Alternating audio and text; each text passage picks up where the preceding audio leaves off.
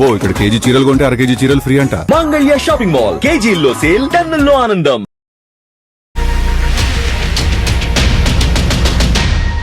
Cinema industry మీద ప్రేమ ఉన్న ఒక వ్యక్తి ఇక్కడ కష్ట నష్టాల గురించి, ఇక్కడ బాధల గురించి ఒక మనస్ఫూర్తిగా మాట్లాడే కౌశల్ కావాలి. నాకు ప్రామిస్ చేస్తారా? ఇప్పుడున్న పొజిషన్లో ఇంటర్వ్యూ దేనికి వల్ల నాకు అర్థం కాలేదు.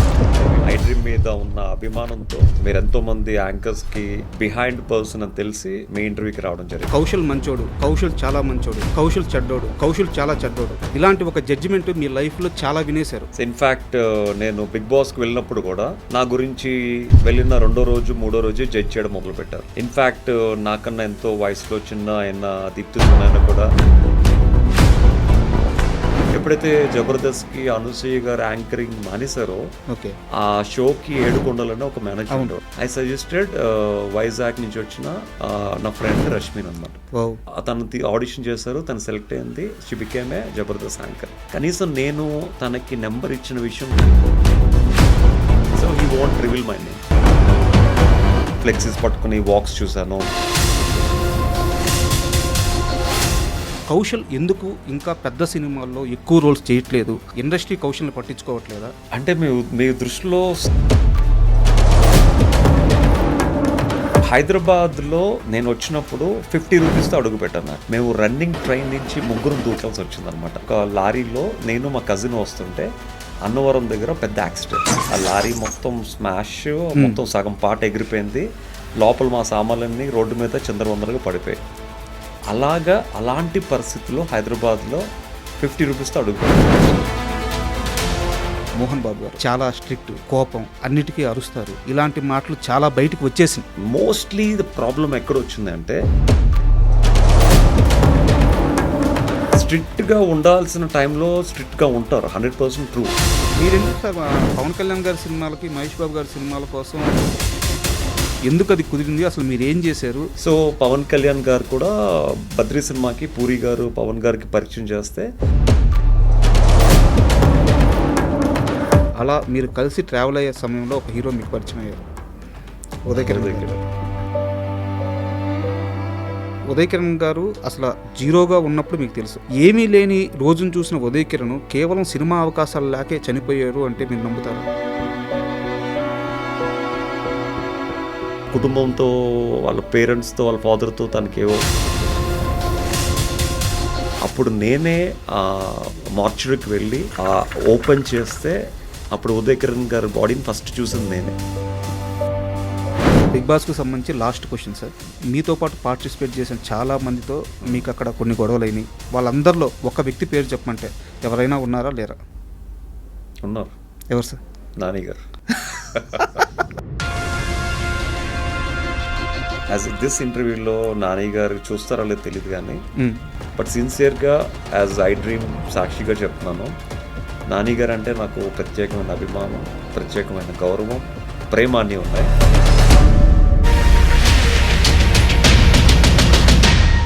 Hi, welcome to I dream. ఈరోజు మన గెస్ట్ కౌశల్ మంద. ఇంత సింపుల్గా ఎందుకు చెప్పానంటే ఈయనకు అసలు పరిచయం అవసరం లేదు. సార్ నమస్తే. నమస్తే. ఎందుకంటే ఒక వ్యక్తిని పరిచయం చేయడానికి ఆ వ్యక్తి చేసిన కష్టం, ఆ వ్యక్తి చేసిన జర్నీ, ఇవి సరిపోతాయి. సో నా దృష్టిలో మీరు అవన్నీ ఇప్పటికే చాలా చేసేసారు. సో అందుకే మీకు నేను ఎలాంటి మాటలు ఇంట్రడక్షన్గా ఇవ్వలేదు. సో డైరెక్ట్గా మీతో ఇంటర్వ్యూలోకి స్టార్ట్ చేసేస్తున్నాను. ఓకే సార్, ఇంటర్వ్యూలోకి వెళ్ళే ముందు నాకు ఒక చిన్న రిక్వెస్ట్. కౌశల్ అంటే చాలా జాగ్రత్తగా మాట్లాడే వ్యక్తి, ఎవరి దగ్గర ఎంత మాట్లాడాలో, ఎలా మాట్లాడాలో తెలిసిన వ్యక్తి. సో ఆయన్ని ప్యాంపర్ చేయడం కానీ, ఆయన దగ్గర నుంచి ఒక అనవసరంగా ఒక మాట రాబట్టడం కానీ చాలా కష్టం, అది నాకు తెలుసు. బట్ నాకు ఆ కౌశల్ వద్దు. నాకు కావాల్సిన కౌశల్ ఎవరంటే 3 తరాలుగా ఈ సినీ ఇండస్ట్రీలో నిలదొక్కోవడానికి కౌశల్ వాళ్ళ తాత నాటకాలు వేసిన ఒక వ్యక్తి, కష్టపడిన వ్యక్తి, ఒక ఉద్యోగిగా ఉంటూ థియేటర్ ఆర్ట్స్ చేస్తూ ఇండస్ట్రీలో తను ప్రూవ్ చేసుకోవాలని చెప్పి కష్టపడ్డ కౌశల్ వాళ్ళ తండ్రి. ఇప్పుడు కౌశల్ ఇంత జర్నీ చేసిన ఒక కుటుంబం నుంచి సినిమా ఇండస్ట్రీ మీద ప్రేమ ఉన్న ఒక వ్యక్తి ఇక్కడ కష్ట నష్టాల గురించి, ఇక్కడ బాధల గురించి, ఇక్కడ సుఖాల గురించి ఒక మనస్ఫూర్తిగా మాట్లాడే కౌశల్ కావాలి నాకు. సో నాకు ప్రామిస్ చేస్తారా? యా 100%. మీరు first time I meeting you Raju. యూజువల్గా కొంచెం పొజిషన్లో ఉన్న సెలబ్రిటీస్ ఎవరన్నా వాళ్ళని ఇంటర్వ్యూ చేస్తున్న యాంకర్స్ని, వాళ్ళ స్టేటస్ని, వాళ్ళ పేరుని చూసి వస్తారు. సార్ బట్ నేను అదేం చూడలేదు యాక్చువల్గా ఇక్కడికి వచ్చినప్పుడు. అవును సార్. జస్ట్ మీరు నాతో ఒక్కసారి ఫోన్ చేసి ఒక 4-5 టైమ్స్ నుంచి మీ ఐడ్రీమ్ వాళ్ళు చేస్తున్నారు. సో యాక్చువల్గా ఇప్పుడున్న పొజిషన్లో ఇంటర్వ్యూ దేనికి వాళ్ళు నాకు అర్థం కాలేదు బేసిక్గా. బట్ ఎప్పుడైతే మీ వాళ్ళు అన్నిసార్లు ఫోన్ చేస్తుంటే ఐడ్రీమ్ మీద ఉన్న నమ్మకంతో, ఐడ్రీమ్ మీద ఉన్న అభిమానంతో మీరు మాట్లాడిన తర్వాత మీకు సబ్జెక్ట్ ఉంది అండ్ మీరు ఎంతోమంది యాంకర్స్కి బిహైండ్ పర్సన్ అని తెలిసి మీ ఇంటర్వ్యూకి రావడం జరిగింది యాక్చువల్గా. ఖచ్చితంగా 100% దాన్ని నిలబెట్టుకుంటాను సార్. సార్ మామూలుగా మనం కన్నప్ప విషయం మాట్లాడుకున్నాం, మీ జర్నీ గురించి మాట్లాడుకున్నాం.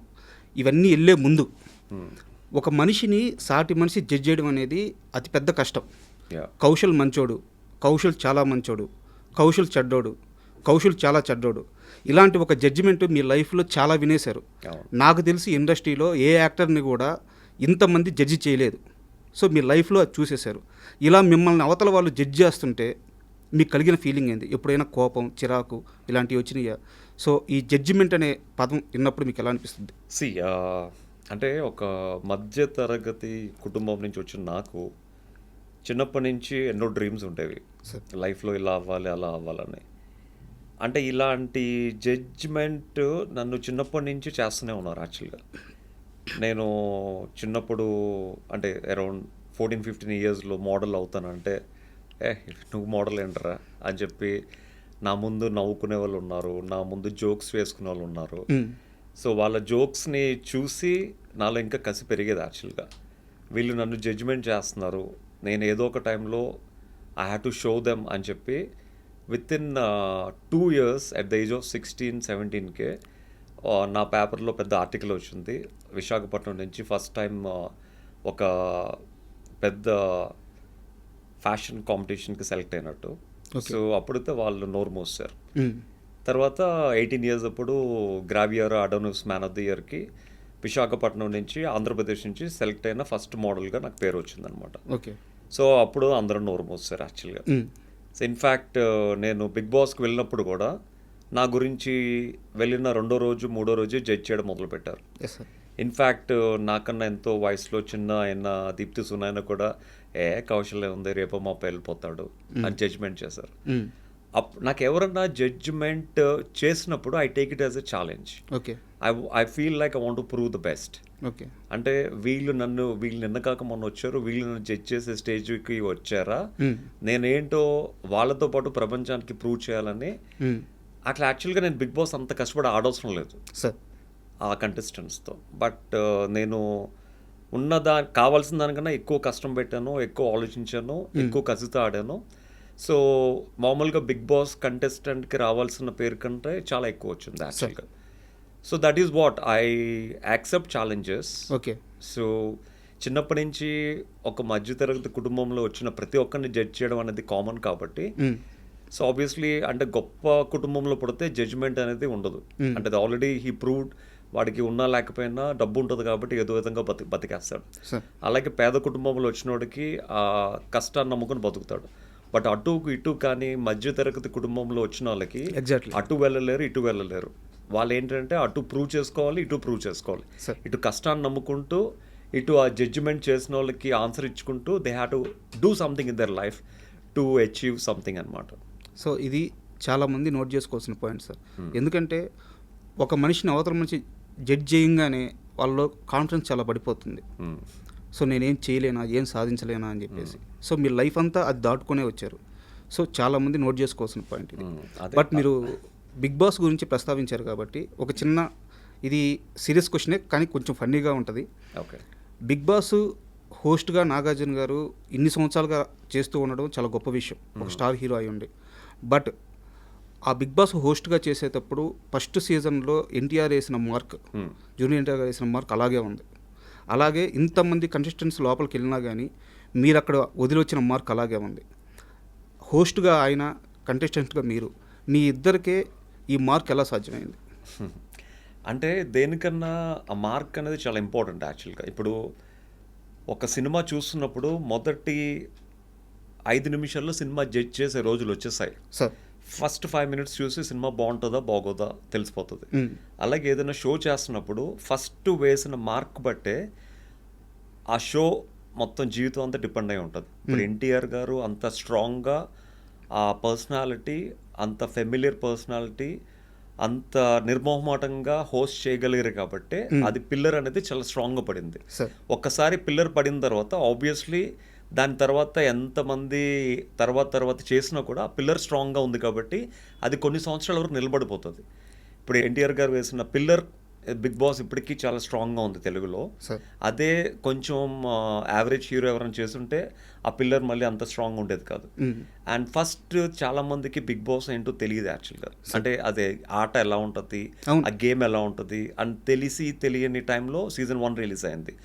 అసలు యాక్చువల్గా సీజన్ 1లో నేను వన్ ఆఫ్ ది పార్టిసిపెంట్ యాక్చువల్గా. యాక్చువల్గా ఆదర్శ్ బదులు నేను వెళ్ళాలి యాక్చువల్ లోపలికి. సో కాకపోతే ఏంటంటే నాకు అప్పటికి జీ తెలుగుతో అగ్రిమెంట్ అయింది కాబట్టి సూర్యవంశం సీరియల్కి 1 ఇయర్ వరకు నేను లోపలికి వెళ్ళకూడదు కాబట్టి నేను మా టీవీని రిక్వెస్ట్ చేస్తే వాళ్ళు అప్పుడు నన్ను నెక్స్ట్ ఇయర్కి యాక్సెప్ట్ చేస్తామని చెప్పి మాట ఇచ్చారు. But they are not sure. But next year కూడా లాస్ట్ ఇంకొక వారం రోజులు ఉంటుందంటే నాకు కాల్ వచ్చింది. సో వారం రోజులు ప్రిపేర్ అయ్యి లోపలికి వెళ్ళాను అనమాట యాక్చువల్గా. ఆ సీజన్ 2లో కూడా అంత స్ట్రాంగ్గా సీజన్ 2 పీక్స్ లెవెల్లో మొత్తం ప్రపంచవ్యాప్తంగా మొత్తం అంటే నేను యూకేలో I saw at the London bridge దగ్గర నేను జనాలు ఫ్లెక్సీస్ పట్టుకుని వాక్స్ చూశాను. తర్వాత చాలా డిఫరెంట్ స్టేట్స్లో కూడా ఆస్ట్రేలియాలో కూడా ఐ హ్యావ్ సీన్ అనమాట. అండ్ ఇంత స్ట్రాంగ్గా వెళ్ళింది కాబట్టే బిగ్ బాస్ అంటే జనాలకి ఆ ప్రేమ అనేది పుట్టింది. బట్ నేను బయటకు వచ్చిన తర్వాత ఇప్పుడు చాలా మందిని కలుస్తున్నాను, వాళ్ళందరూ చెప్పేది కూడా అన్న నీ సీజన్ తర్వాత పెద్దగా ఏం బోరింగ్గా ఉన్నాయి మిగతా సీజన్స్ అన్ని, మేమేం సీజన్ చూడలేదు, మీతో లాస్ట్ అంటున్నారు. బట్ ఇట్స్ ఓకే, దట్స్ వాళ్ళ ఒపీనియన్ అది. బట్ సీజన్ 2 తర్వాత చాలామంది బిగ్ బాస్ చూడడం మొదలు పెట్టారు యాక్చువల్లీ. సార్ యాక్చువల్గా కన్నప్ప మూవీ రిలీజ్కి ముందు మన ఇద్దరం ఒకసారి కలిసాం. సో మిమ్మల్ని 1-to-1 నేను కొన్ని క్వశ్చన్స్ అడిగాను, కొంచెం బయటలు తీసుకున్నాను, వచ్చేసాను. సో ఇంత షార్ట్ టైంలో మళ్ళీ మిమ్మల్ని ఇంటర్వ్యూ చేయడానికి కారణం ఏంటంటే కన్నప్ప సక్సెస్ మీట్లో మీరు ఒక మాట మాట్లాడారు. బిగ్ బాస్ 2లో నేను విన్నర్ అయిన తర్వాత బయటికి నేను వెళ్తే కౌశల్ నీ కోసం నిర్మాతలు డైరెక్టర్లు చాలామంది వెయిట్ చేస్తున్నారు, బయటికి వెళ్తే నువ్వు చాలా బిజీ అయిపోతావు అని చెప్పి నాని గారు కూడా అన్నారు. సో నేను ఆ మాటను నమ్మి చాలా హోప్స్తో బయటకు వచ్చాను. బయటకు వచ్చి చూస్తే కొన్ని లక్షల మంది రోడ్ల మీద మీకోసం ఎక్కడ పడితే అక్కడ, మీరు ఎక్కడికి వస్తుంటే అక్కడ. సో అది నిజం కూడా, ఆ క్రేజ్ కానీ మీకు రావాల్సిన అవకాశాలు నిజంగా వచ్చి ఉండాల్సింది, బట్ రాలేదు. మొన్న మీరు ఆ మాటను ప్రస్తావించారు. సో చాలా బాధ వేసిందని. సార్ ఇక్కడ అంటే క్వశ్చన్ కొంచెం లెంత్గా ఉండొచ్చు, బట్ అడుగుతున్నాను. కౌశల్ని అభిమానించే కొన్ని లక్షల మందికి ఈరోజు ఒక డౌట్ ఉంది, కౌశల్ ఎందుకు ఇంకా పెద్ద సినిమాల్లో ఎక్కువ రోల్స్ చేయట్లేదు, ఎక్కువగా ఎందుకు స్క్రీన్ మీద కనిపించట్లేదు అని చెప్పి వాళ్ళందరికీ ఒక డౌట్ ఉంటుంది. సో ఇక్కడ మిమ్మల్ని తప్పుగా అనుకునే అవకాశం కూడా ఉంది. నిజంగా కౌశల్ సీరియస్గా ట్రై చేయట్లేదా, ఇండస్ట్రీ కౌశల్ని పట్టించుకోవట్లేదా, అసలు 2018 నుంచి 2025 వరకు మీరు ప్రయత్నాలు ఏ విధంగా చేశారు అవకాశాల కోసం? నాకు అది కాస్త డీటెయిలింగ్గా కావాలి సార్. అంటే మీ దృష్టిలో సక్సెస్ అంటే ఏంటి అసలు యాక్చువల్గా? అంటే సినిమాలు ఒక్కటే సక్సెసా? లేదు, ఎక్కడైనా బిజీగా ఉండడం, లైఫ్ ముందుకెళ్ళడం, ఒక పనిలో మనం సక్సెస్ అవ్వడం, సో మనం అనుకున్న సాధించడం సక్సెస్. చాలామంది దృష్టిలో అంటే యాజ్ అన్ యాక్టర్ డెఫినెట్గా బయటకు వచ్చిన తర్వాత 10 సినిమాలు చేయాలనుకోవడంలో తప్పు లేదు sir. But as a person I'm succeed after the Bigg Boss actually. అంటే బిగ్ బాస్కి ముందు నేను నిజంగా మేబీ 100కి ఒక 20-30 మందికి తెలిసి ఉంటుంది. బట్ బిగ్ బాస్ నుంచి బయటకు వచ్చిన తర్వాత 100కి 90 మందికి తెలుసు నేను. సో ఆ 90 మందికి తెలియడమే ఒక పెద్ద సక్సెస్ యాక్చువల్గా. ఇప్పటికీ కూడా యూఎస్కి వెళ్ళినప్పుడు, లేకపోతే ఆఫ్టర్ 7 years యూఎస్కి వెళ్ళినా కూడా ఆ 2018లో బిగ్ బాస్కి బయటకు వచ్చినప్పుడు ఎలాంటి అభిమానం, ఎలాంటి ఆప్యాయత ఉందో ఇప్పటికీ నన్ను చూస్తే చాలామంది పెద్దవాళ్ళు కన్నీళ్ళు పెట్టుకుని నువ్వు ఎలా తట్టుకున్నావయ్యా లోపల అంతమంది మధ్యలో నేడుస్తూ ఉంటారు యాక్చువల్గా. ఇప్పటికీ అదే ఫీలింగు, అదే ప్రేమ ఉంది. So that is a big success for me. But as an actor మీరు ఆ క్వశ్చన్ తీసుకొచ్చారు కాబట్టి చిన్నప్పటి నుంచి ఎన్నో కళలతో హైదరాబాద్లో అడుగుపెట్టాం. నేను హైదరాబాద్లో అడుగుపెట్టినప్పుడు సో నేను నా age around 18.5 maybe I think నేను ఇంజనీరింగ్ చేస్తున్నప్పుడు ఇక్కడికి వచ్చాను అనమాట యాక్చువల్గా. సో ప్రాగా టూల్స్లో ప్రాజెక్ట్ వర్క్ చేస్తూ హైదరాబాద్లో సెటిల్ అవ్వడం జరిగింది. సో హైదరాబాద్లో నేను వచ్చినప్పుడు 50 రూపీస్తో అడుగు పెట్టాను యాక్చువల్గా. Sir. ఐ రిమెంబర్ యాక్చువల్గా మేము వైజాగ్ నుంచి హైదరాబాద్ షిఫ్ట్ అవుతున్నప్పుడు నేను మా మదర్ మా ఫాదర్ వస్తుంటే సూట్ కేస్ పెట్టి కిందన బయట డోర్ దగ్గర మా సిస్టర్ వాళ్ళకి సెండ్ ఆఫ్ బాయ్ చెప్పి వస్తున్నప్పటికీ మా సూట్ కేసులన్నీ ఎవరో తీసుకెళ్ళిపోయారు యాక్చువల్ ట్రైన్లో. ఓకే. మేము మళ్ళీ బ్యాగ్కి వచ్చి చూసుకున్నప్పటికీ సూట్ కేసులు లేవు. ఆ సూట్ కేసులో మాకు హైదరాబాద్ రావడానికి కావాల్సిన డబ్బు, మా మదర్ నగలన్నీ అందులో ఉన్నాయి. ఎప్పుడైతే సూట్ కేసులు 3 సూట్ కేసులు మాయమైపోయాయి వచ్చినప్పటికీ, వాళ్ళకి బాయ్ చెప్పి వచ్చినప్పటికీ సూట్ కేసులు లేవు. మేము రన్నింగ్ ట్రైన్ నుంచి ముగ్గురం దూకాల్సి వచ్చిందనమాట. అంటే ఏమీ లేకుండా హైదరాబాద్లో ఏం చేస్తామని చెప్పి రన్నింగ్ ట్రైన్లోంచి మా మదరు మా ఫాదరు నేను ముగ్గురు దూకేసి మళ్ళీ పోలీస్ కంప్లైంట్ ఇచ్చి చాలా రోజులు వెయిట్ చేస్తాం. బట్ సూట్ కేసులు దొరకలేదు. ఓకే. దాంతో మేము హైదరాబాద్ వెళ్ళడానికి దాచుకున్న డబ్బు, మా మదర్కి ఉన్న కొంచెం కొద్దిపాటి నగలు అన్నీ పోయాయి అన్నమాట. తర్వాత ఇంకా పోలీసుల చుట్టూ తిరిగి ఆ డబ్బులు రాకపోయేసరికి మళ్ళీ మా మదర్కి పాపం మా పిన్నిలందరూ వీళ్ళు వాళ్ళు సారీస్ ఇస్తే అవన్నీ మళ్ళీ ఒక 2 సూట్ కేసులు అవుతాయి. మళ్ళీ అవి పట్టుకుని దే వెంట్ అనమాట హైదరాబాద్కి రావడం. వాళ్ళు హైదరాబాద్లో వెళ్ళిపోయారు అనమాట ట్రైన్ ఎక్కి. నేను వైజాగ్లో ఉన్న మా హౌస్ అంతా ఖాళీ చేసి ఒక లారీలో నేను మా కజిన్ వస్తుంటే అన్నవరం దగ్గర పెద్ద యాక్సిడెంట్. మొత్తం ఆ లారీ మొత్తం స్మాష్, మొత్తం సగం పాట ఎగిరిపోయింది. లోపల మా సామాన్లన్నీ రోడ్డు మీద చిందరవందరగా పడిపోయాయి.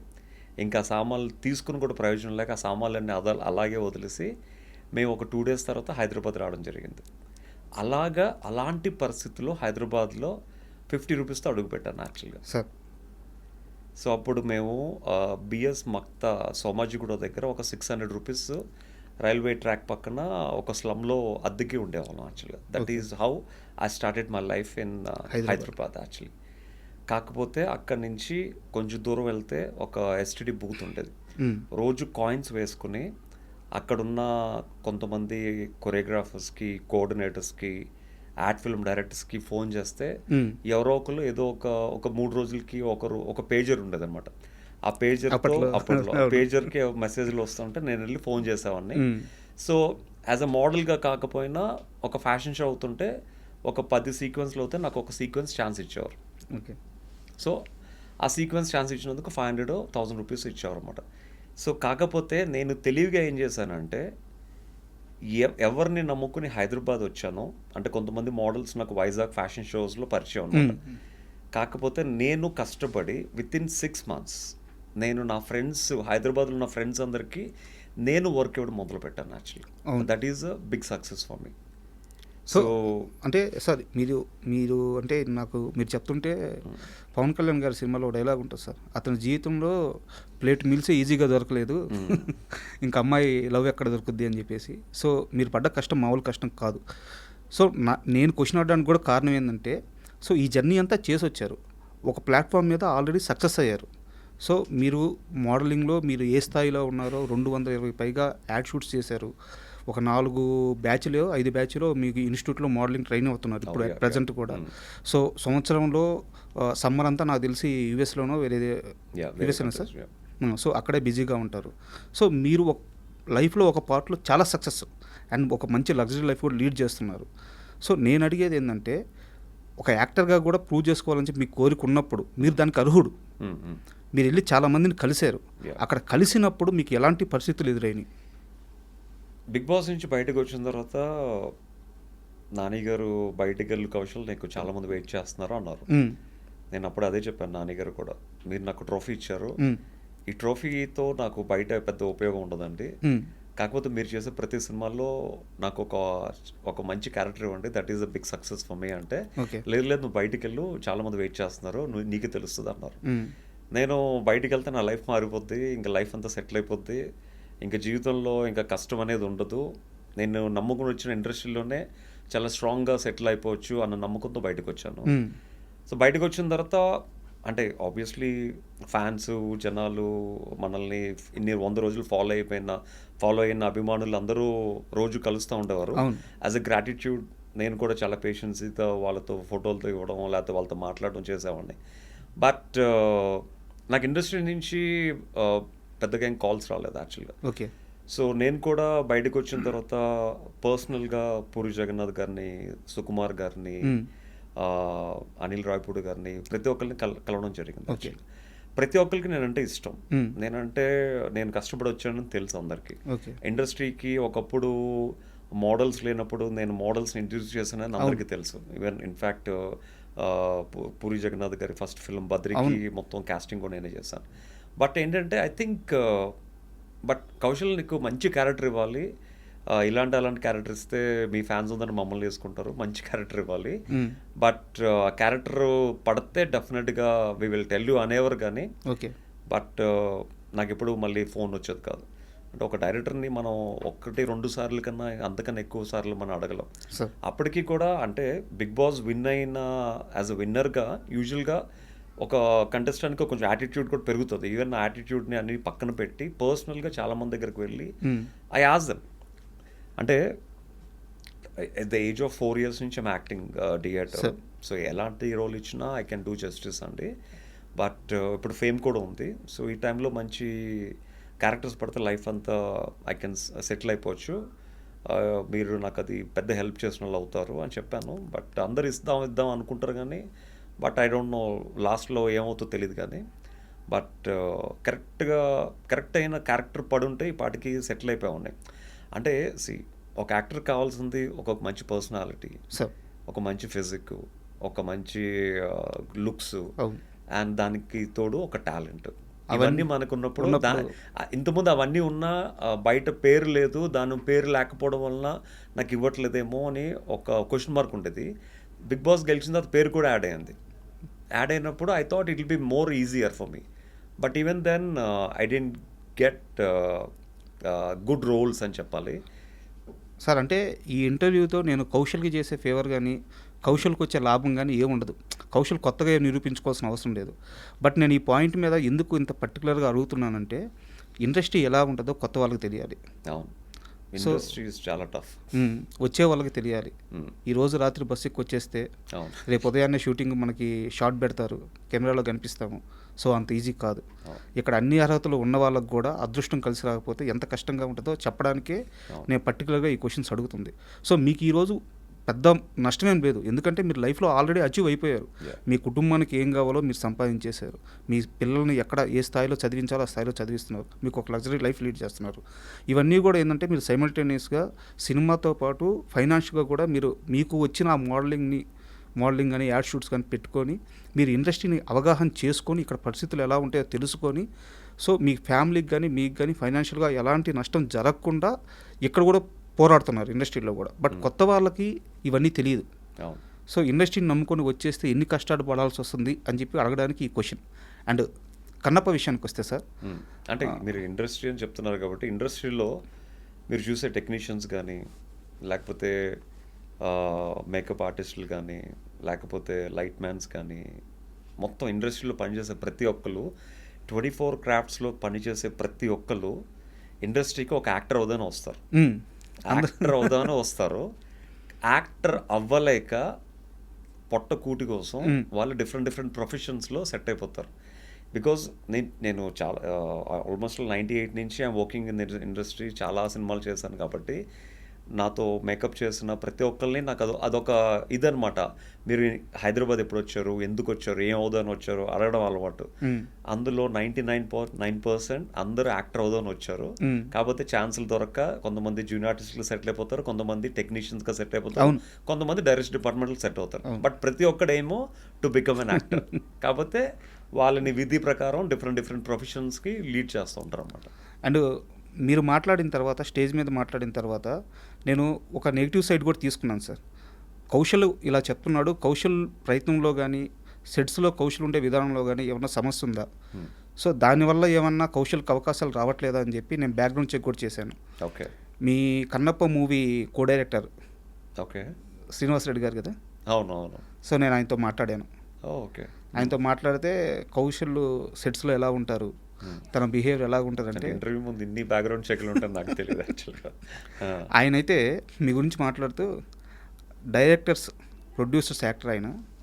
సో కన్నప్పలో మీరు 60 days 70 days షూట్ చేసి కన్నప్ప కోసం బట్ మీకు షార్ట్స్ కానీ మొత్తం మీరు పాల్గొన్నది 35 ఎంతో డేస్ చెప్పాడు ఆయన. అవును. సో అందరు ఆర్టిస్టులు లేట్ అవుతుంటే మీరే అందరిని తీసుకెళ్ళిపోయేవాళ్ళంట, అవును. అందరినీ మీరే తొందర పెట్టేవాళ్ళంట, ఎక్కడెక్కడ ప్రొడ్యూసర్కి కానీ డైరెక్టర్కి కానీ ఫేవర్ చేయాలో అక్కడ చేసేవాళ్ళంట. కౌశల్ మీకు ఒక మోడల్గా, ఒక యాక్టర్గా చాలా రిచ్ లుక్లో మీకు అట్లా కనిపిస్తారు, కానీ షూటింగ్లో ఉన్నప్పుడు కౌశల్ పడే కష్టం కానీ, అంటే తనకి అవసరం లేకపోయినా ఆ షాట్ త్వరగా అయిపోవడానికి, ఆ రోజు షూట్ బాగా రావడానికి తను ఏం చేయాలంటే అది చేసేస్తాడు. కావాలంటే ఒంటికి మట్టి కూడా పూసుకుంటాడు. అది కౌశల్ అని చెప్పి ఆయన చెప్పాడనమాట. సో అంటే ఒక బిహేవియర్ ప్రాబ్లం కూడా లేదు మీకు.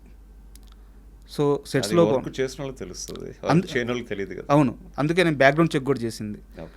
సో మీరు ఖచ్చితంగా డిజర్వ్ అనిపించి నేను ఈ అవకాశాల గురించి ఇంతసేపు మాట్లాడాను. సో ఈ ప్రాసెస్లో మిమ్మల్ని ఏమైనా హర్ట్ చేస్తుంటే సారీ. No nothing. యాక్చువల్లీ మీరు చేయాల్సిన చెక్ మీరు చేశారు కాబట్టి, అంటే కష్టంలోంచి వచ్చిన ప్రతి వ్యక్తికి ఒక షూటింగ్ అవుతున్నప్పుడు ఒక ప్రొడ్యూసర్ కష్టం చూస్తాడు, ఒక డైరెక్టర్ కష్టం చూస్తాడు, ఒక టెక్నీషియన్ కష్టం చూస్తాడు, ఒక లైట్ మ్యాన్ ఒక 10 కిలోమీటర్లు లైట్లు మోసుకెళ్తున్నప్పుడు ఆ కష్టాన్ని చూస్తాడు. అవును, కష్టపడే వాళ్ళకే పక్కనోడు కష్టం తెలుస్తుంది యాక్చువల్లీ. సో మాకేంటంటే న్యూజిలాండ్లో వెహికల్స్కి డ్రైవర్స్ ఉంటారు. అక్కడ లోకల్ పంజాబీస్తో డ్రైవ్ చేయించేవారు. ఆ పంజాబీస్కి పర్ అవర్ $20 ఎంత ఇచ్చేవారు అనమాట. సో కొన్నిసార్లు వాళ్ళు ఏంటంటే డ్రైవర్ షార్టేజ్ ఉండి కార్లు ఎక్కువ ఉండేవి, డ్రైవర్లు ఉండేవారు కాదు. అప్పుడు నేనే ఒక కార్ కీస్ తీసుకుని చెప్పారు సార్, చెప్పారు. మా ఆర్టిస్టులు అందరినీ ఒక 5 కార్ని ఎక్కించుకుని నేను ఒక 1.5 అవర్ తీసుకెళ్తే ఒక లొకేషన్ వచ్చేది కొండల మధ్యలో. ఆ లొకేషన్కి నేనే పొద్దున్న 6 గంటలకి 7 గంటలకి తీసుకెళ్ళాలి. 7:30 అయినా మోహన్ బాబు గారు చైర్ వేసి కూర్చుంటారు, అక్కడ లైన్ ఉంటుంది. So we have to go before that. And అక్కడ కూడా లైట్ మ్యాన్స్ చాలామంది మట్టిలో కార్లు వెళ్ళేవి కాదన్నమాట. సో ఒక 4-5 కిలోమీటర్లు ఆ తుప్పల్లోంచి నడుచుకెళ్ళాలి. సో వాళ్ళు ఒక్కొక్కరు 4-5 స్టాండ్లు మోసుకెళ్తే పాపం వాళ్ళు మొయ్యలకు మోసేవారు. సో ఆర్టిస్టులు అనే నాకు ఫీలింగ్ లేకుండా నేను కూడా వెళ్ళి ఒక 2 స్టాండ్లు పట్టుకుని నేను కూడా వాళ్ళతో నడుచుకుని మోసుకుంటూ వెళ్ళేవాడు అనమాట. అంటే బేసిక్గా ఏంటంటే నేను ఒక యాడ్ ఫిల్మ్ చేస్తే ఆ ప్రొడక్షన్ వాల్యూస్, ఆ ప్రొడక్షన్లో అంటే 24 క్రాఫ్ట్స్ మీద అవగాహన ఉంది కాబట్టి, సో ప్రతి ఒక్కళ్ళ కష్టాన్ని కూడా మనం స్వీకరించాలి అండ్ వాళ్ళ కష్టపడుతుంటే చూడలేం కాబట్టి. సో ఐ యూస్ టు అంటే నేను చాలా తొందరగా రియాక్ట్ అయ్యి నేను వాళ్ళ కష్టంలో పాలు పంచుకునేవాను అనమాట. అంటే అట్లీస్ట్ వాళ్ళు కొంచెం రిలీఫ్ రావడానికి. అంటే పడిన కష్టం ఎక్కడికి పోదు సార్. అదే ఈరోజు ఏదో ఒక రూపంలో 10 మందికి అయితే మీరు చేసిన సాయం కానీ, మంచి కానీ, మీ బిహేవియర్ కానీ ఈరోజు తెలుస్తుంది కదా. సో ఆ పడిన కష్టం కానీ, మనలో ఉండే మంచితనం కానీ ఎక్కడికి పోదు. అండ్ నాది ఒక చాలా సీరియస్ క్వశ్చన్ ఉంది సార్. చాలా సీరియస్ క్వశ్చన్, ఇండస్ట్రీలో చాలామందికి తెలియాల్సిన క్వశ్చన్. మోహన్ బాబు గారు సార్, నాకు తెలిసి మొత్తం మన ఎంటైర్ ఇండియాలో ఈ రోజుకి కూడా బెస్ట్ టాప్ 5 తీసుకుంటే యాక్టర్స్లో యాక్టింగ్ చేయగల కెపాసిటీ ఉన్న వాళ్ళు ఖచ్చితంగా మోహన్ బాబు గారు ఉంటారు. అంత గొప్ప నటుడు ఆయన. సో అంటే ఏంది, ఒక మీడియాని రిప్రజెంట్ చేస్తా ఒక వ్యక్తి గురించి ఒక స్టాండ్ తీసుకొని ఇలా స్టేట్మెంట్ ఇస్తున్నారు అంటే ఎస్, నేను స్టాండ్ తీసుకుంటాను ఆయన విషయంలో. ఆయన అంత గొప్ప నటుడు. బట్ ఆయన మీద ఏంటంటే చాలా స్ట్రిక్ట్, కోపం, అన్నిటికీ అరుస్తారు, కొడతారు. సో వాళ్ళ నిర్మాణ సంస్థలో పనిచేయడం చాలా కష్టం. ఇలాంటి మాటలు చాలా బయటకు వచ్చేసినాయి, అనవసరంగా వచ్చేసినాయి. మీకు ఆ మూవీ షూటింగ్ టైంలో అంటే మీకు మీన్స్ ఆర్టిస్టులందరికీ ఎవరెవరికి ఏ వంటలు కావాలి, ఏం తింటారు అడిగి తెలుసుకొని ఆయనే దగ్గర ఉండి వండించి మీకు పెట్టారని తెలిసింది. సో అలాంటి ఓ వ్యక్తి మీద ఇలాంటి ఓ నెగిటివ్ ఎందుకు వచ్చింది సార్? అంటే ఇప్పుడు మనకి ప్రతి మనిషి మనం ఒకలాగా చూడలేం యాక్చువల్గా. ఒక్కొక్క మనిషిని చూసే విధానంలో లోపం ఉంటుంది యాక్చువల్గా. ఇప్పుడు నేను మిమ్మల్ని చూసినట్టు పక్కన వాళ్ళు మిమ్మల్ని చూడరు యాక్చువల్గా. మేబీ నేను మిమ్మల్ని ఒక కష్టపడి ఈ పొజిషన్కి వచ్చారని అనుకోవచ్చు, పక్కన తొక్కి మీరు ఈ పొజిషన్కి వచ్చారని అతను అనుకోవచ్చు. So everybody has a different opinions on each and every person actually. And Mohan Babu గారి గురించి చెప్పాలి అంటే ఆబ్వియస్లీ మోస్ట్లీ ద ప్రాబ్లం ఎక్కడ వచ్చింది అంటే, ఎక్కడో డైమండ్ జూబ్లీయో సమ్ ఫిల్మ్ ఫంక్షన్లో మోహన్ బాబు గారికి చిరంజీవి గారికి ఏదో క్లాష్ అని చాలామంది అనుకుంటూ ఉంటారు యాక్చువల్గా. I don't know what is it exactly. అంటే చిరంజీవి గారి ఫ్యాన్స్ అందరూ మోహన్ బాబు గారిని కొంచెం ఇష్టపడరు. అలాగా కొంచెం వాళ్ళిద్దరి మధ్య క్లాషెస్ వచ్చాయని అనుకుంటారు, కానీ they both are very good friends. Actually they both are very good friends. అంటే ఫ్యాన్స్ అలా డివైడ్ అయ్యి దే మేడ్ అలా, అంటే దే టాక్ లైక్ దట్ అంతే. అంటే అక్కడ ఏదో ఒక మాటను ఉంటారు, తర్వాత ఆ మాటని చాలా సీరియస్గా తీసుకుని వీళ్ళ ఫ్యాన్స్ వాళ్ళ మీద, వాళ్ళ ఫ్యాన్స్ వీళ్ళ మీద, అలాగా ఒక్కొక్కరికి ద్వేషాలు పెరిగాయి. కానీ యాజ్ ఎ జెన్యూన్గా మనం ఒక మనిషితో ట్రావెల్ చేస్తేనే ఆ మనిషి గురించి మనకు తెలుస్తుంది. సో పక్కన వాళ్ళు ఏదేదో చెప్పుకునే వాళ్ళు ఎప్పుడు చెప్పుకుంటే ఉంటారు, అది మనం పట్టించుకోకూడదు. బట్ పర్సనల్గా మనం ట్రావెల్ చేస్తేనే వాళ్ళ గురించి మనకు తెలుస్తుంది. అంటే నేను మోహన్ బాబు గారితో నేను ఎప్పుడు వర్క్ చేయలేదు. This the first film I'm working. స్ట్రిక్ట్గా ఉండాల్సిన టైంలో స్ట్రిక్ట్గా ఉంటారు, 100% ట్రూ. అది ఉండాలి కూడా. ఇప్పుడు నేను షూటింగ్ చేస్తున్నప్పుడు ఒక న్యూజిలాండ్ బేస్డ్ అమ్మాయి ఫోన్ మాట్లాడుకుంటూ వాళ్ళు ఎవరితోనో బాయ్ ఫ్రెండ్తోనో ఎవరితోనో సెట్లో మాట్లాడుకుంటూ ఎర్లీ మార్నింగ్ వచ్చి మోహన్ బాబు గారిని ఇలా తగిలి ముందుకెళ్ళింది. ఓకే, బ్యాక్ తిరిగి ఐమ్ సారీ అంతే నేను వెళ్ళిపోయింది అనమాట. వెళ్ళిపోతే ఆబ్వియస్లీ ఒక పెద్ద వ్యక్తి, తను మేకప్ వేసుకుంది మోహన్ బాబు గారి డబ్బులతో, తను షూటింగ్కి వచ్చింది మోహన్ బాబు గారి కారులో. ఆ వ్యక్తి ఎవరో కూడా తెలియకుండా ఇట్స్ ఓకే ఐమ్ సారీ అని అంత రెక్లెస్గా సమాధానం మళ్ళీ ఫోన్లో మాట్లాడుకుంటూ వెళ్ళిపోయాను. సో అలాంటి వాళ్ళకి ఏం చేయాలి, మనం పిలిచి షూటింగ్ ఎవరిదో తెలుసా, షూటింగ్ ఎందుకు వచ్చావో తెలుసా, షూటింగ్ వచ్చినప్పుడు పెద్దవాళ్ళకి రెస్పెక్ట్ ఇవ్వాలి, పెద్దవాళ్ళు ముందుకు నడుస్తున్నప్పుడు కళ్ళు నెత్తి మీదకి ఎక్కాయా అని అడగడంలో తప్పు లేదు యాక్చువల్గా. వాళ్ళకి అలాంటి లెసన్స్ కూడా కావాలి యాక్చువల్గా. అప్పుడే వాళ్ళ జీవితంలో ఇంకా పాఠాలు నేర్చుకుంటారు, నెక్స్ట్ టైం అలాంటి తప్పులు చేయకుండా ఉంటారు యాక్చువల్గా. సార్, అండ్ కన్నప్పకు సంబంధించిన ఇంకో క్వశ్చన్ సార్. యాక్చువల్గా ఇది మీకు సంబంధం లేదు, ఇది నా అభిప్రాయం, అది మీకేమనిపించిందో చెప్పండి చాలు. కన్నప్ప సినిమా క్లైమాక్స్కి వచ్చేలేకే తిన్నడు కన్నప్పగా మారిపోతాడు. అక్కడ మోహన్ బాబు గారి క్యారెక్టరు నాకంటే గొప్ప భక్తుడు ఇతను అని చెప్పి రియలైజ్ అవుతారు. సో రియలైజ్ అయిన తరువాత అప్పటికే ఎమోషన్ బాగా పండింది. అక్కడ మోహన్ బాబు గారికి ఒక పాట పెట్టారు క్లైమాక్స్లో. యాక్చువల్గా మోహన్ బాబు గారి బలం డైలాగ్స్.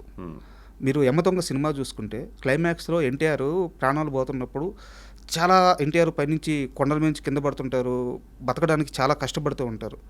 పక్కనే ఉన్న నరేష్ క్యారెక్టర్, నారదుడి క్యారెక్టర్ వచ్చేసి స్వామి బతికించవచ్చు కదా, ఎందుకు ఇంత మొండి పట్టుబట్టారంటే ఆ చెట్టు మీద అట్ట ఒక చెయ్యేసి అంత శక్తే నాకుంటే ఎప్పుడో బతికించేవాడిని నారదా అని చెప్పి ఒక చిన్న ఎక్స్ప్రెషన్ డైలాగ్తో అలా వదులుతారు. మొత్తం ఆడిటోరియం మూడంతా మారిపోద్ది అనమాట మోహన్ బాబు గారు ఒక చిన్న డైలాగ్తో. సో కన్నప్ప స్కోప్ ఉంది. తిన్నడు కన్నప్పగా మారిన తర్వాత ఇది కన్నప్ప అంటే అని చెప్పేసి ఒక 5-6 డైలాగులు మోహన్ బాబు గారి చేత కానీ వరుసగా చెప్పించేస్తుంటే ఆడిటోరియం అదిరిపోయేది. ఇది నా వ్యక్తిగత అభిప్రాయం. సో ఆ చాయిస్ తీసుకోకుండా సాంగ్కి వెళ్ళిపోయారు. సో ఇది మీకేమనిపించింది? నాకు అనిపించడానికి ఉంది, విష్ణు గారు స్క్రీన్ ప్లే రాశారు, విష్ణు గారిని అడగాలి మీరు. అంటే మిమ్మల్ని అడిగితే ఆ టీం చూస్తుందని నా అభిప్రాయం. అంటే ఇప్పుడు స్టోరీ ఆన్ స్క్రీన్ ప్లే రాసింది విష్ణు గారు. సార్, అతని మైండ్లో, and there are the producers, అతని మైండ్లో ఏమనిపిస్తే అదే వాళ్ళు సినిమా రూపంలో తీస్తారు.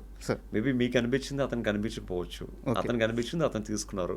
నెక్స్ట్ టైం మీరు ప్రొడ్యూస్ చేసినప్పుడు మీరు అనిపించినట్టు మీరు తీసుకోండి. యాక్చువల్గా అంటే జస్ట్ యాక్చువల్లీ మీరు అన్నట్టు ఈజ్ అ డైలాగ్ కింగ్ కాబట్టి డెఫినెట్గా డైలాగ్తో ఎలివేట్ చేసి చెప్పి తర్వాత సాంగ్కి వెళ్తున్నా కూడా బాగానే ఉండేది. Maybe it's directors and Vishnu గారు కాల్ కాబట్టి I don't want to involve in that. Okay sir, కాస్త మళ్ళీ మీ మోడలింగ్ కెరీర్ వైపు వద్దాము. మీరెందుకు సార్ పవన్ కళ్యాణ్ గారి సినిమాలకి, మహేష్ బాబు గారి సినిమాల కోసం నిద్ర కూడా పోకుండా రాత్రులంతా ఫోన్లు చేస్తా కూర్చునే వాళ్ళంట? అవును, అప్పుడు మరి ఈ వాట్సాప్లు, సెల్ ఫోన్స్ లేవు కాబట్టి. కాస్త క్లియర్గా చెప్పండి, అంటే మీ రోల్ ఏంది, మీకు ఎందుకు అంత కష్టం? మార్నింగ్ వాళ్ళని షూట్కి తీసుకెళ్ళి వదిలిపెట్టి వచ్చేదాకా కూడా నిద్రపోయేవాళ్ళు కాదంట.